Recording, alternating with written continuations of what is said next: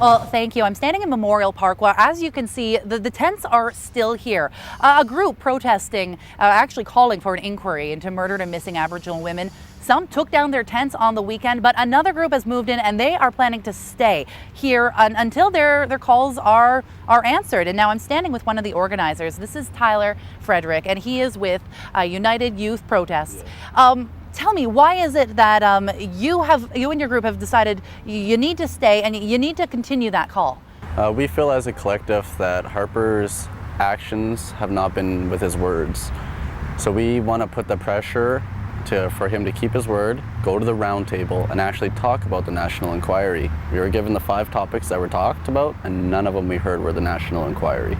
Now, the federal government saying last week that, yes, if the premiers agree to it, there will be a round table, with all forms of government.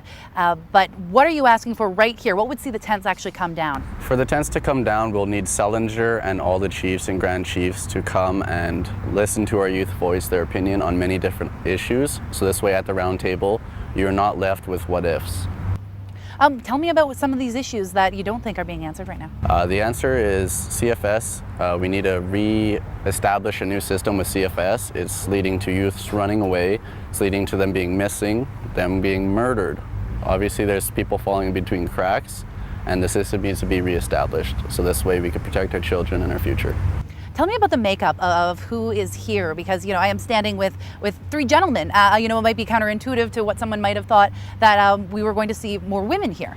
Yeah, due to this youth, we actually had more men in the women's camp as youth. So this led to the original 7 coming here, and it was a more dominant male presence, but we are welcoming all people, adults, kids, youths, and we appreciate women's voices too.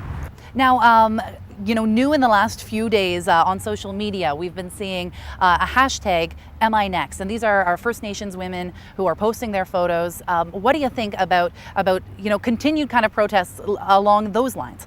We'll be making a good #MINext tribute.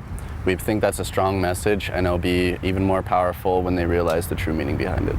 And what do you mean by that?